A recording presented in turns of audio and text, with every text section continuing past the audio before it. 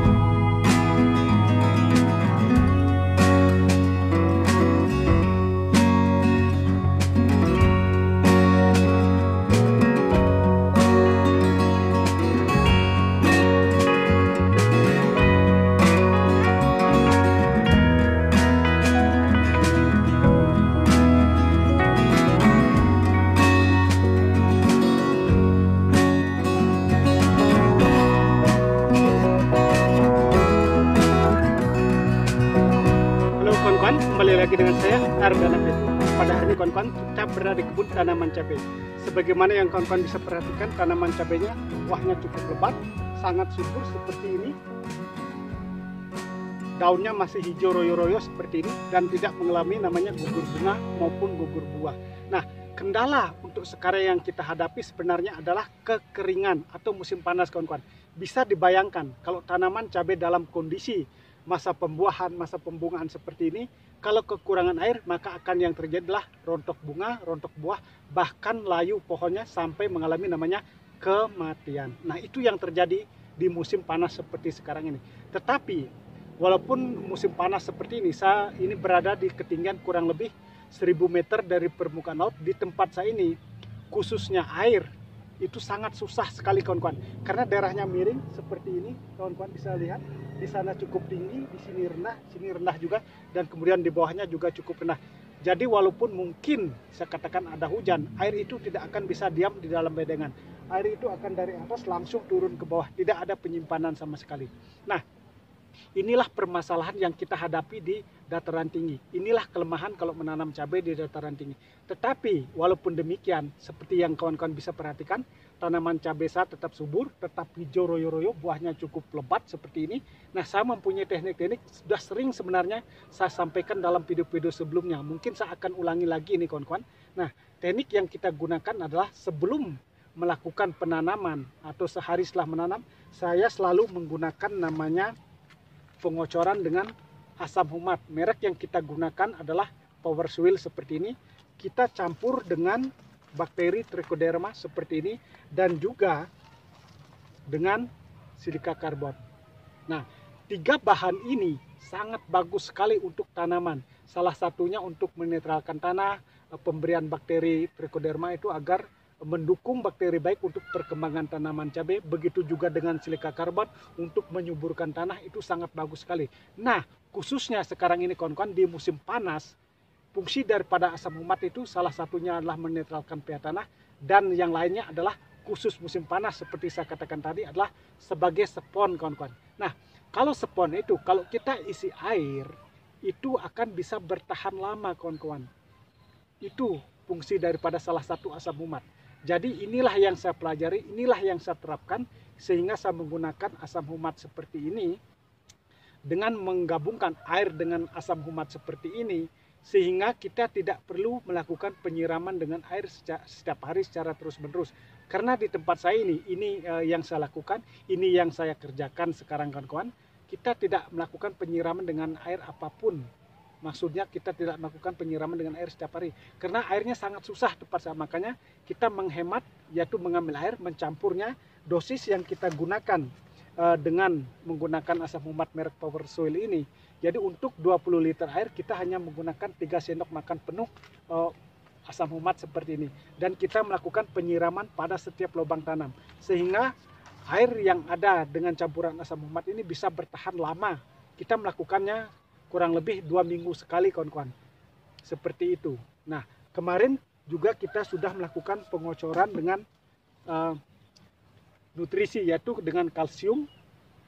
Ini kandungan kalsiumnya 99%, ada juga kandungan magnesiumnya 10%, ada juga kandungan boronnya. Dan kita mix dengan boron juga. Nah, boron khusus seperti ini dengan kandungan 55%.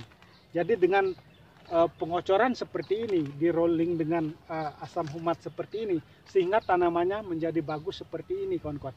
Nah, dan juga kita melakukan pengocoran dengan asam amino merek Pigorin seperti ini. Nah, ini sangat bagus sekali di musim kemarau ini. Seperti yang saya sampaikan tadi, kalau tanaman kekurangan air, atau dalam arti kata tanaman bisa menjadi stres akibat kepanasan kawan-kawan. Makanya kita kocor dengan asam amino seperti ini. Tetapi kita mix juga dengan bahan lainnya, yaitu kita campur oplos dengan fosfat, yaitu merek Mordan Pool. Ini kita selalu gabungkan menjadi satu kawan-kawan. Nah, seperti ini. Ini sangat bagus asam amino ini untuk mengatasi stres tanaman. Sedangkan fosfat merek Mordan Pool ini sangat bagus untuk agar akar tanaman ini bisa menyerap atau bisa masuk ke dalam bedengan lebih panjang lagi, sehingga dapat menyimpan air setelah kita melakukan pengocoran dengan asam humat seperti ini. Nah, itu fungsinya. Memang kita tidak pungkir, kita sebagai petani ini, petani di lapangan, ada 2 macam sistem petani, yaitu petani yang mempunyai tangan panas dan petani yang mempunyai tangan dingin. Ini kita harus paham juga. Memang kedengarannya tidak masuk akal kawan-kawan. Kalau petani yang mempunyai tangan dingin, maksudnya adalah dia melakukan pekerjaan apapun dengan sangat sederhana, dengan sangat simpel, tetapi menghasilkan sesuai dengan harapannya. Tanamannya bagus, sehat, dan menghasilkan buah yang cukup lebat. Tetapi bagi para petani yang mempunyai tangan panas, dia sudah mengerjakan apapun dia kerjakan, teknik yang sama, metode yang sama, dengan produk yang sama, sering mengalami namanya kegagalan. Sehingga dalam arti kata dia melakukan itu menjadi sia-sia. Ini kita harus paham.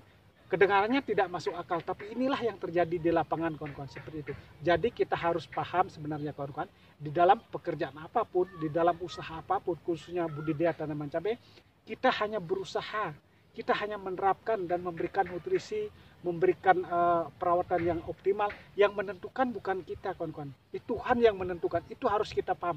Makanya sebelum bekerja, sebelum melakukan sesuatu kegiatan, lebih bagus kita pagi-pagi mandi, berdoa terlebih dahulu. Itu kuncinya. Itu salah satu teknik keberhasilan kita dalam budidaya tanaman cabai kita. Dan juga yang kedua adalah kita harus bisa menerima ilmu dari manapun, dari petani manapun. Itu yang kuncinya.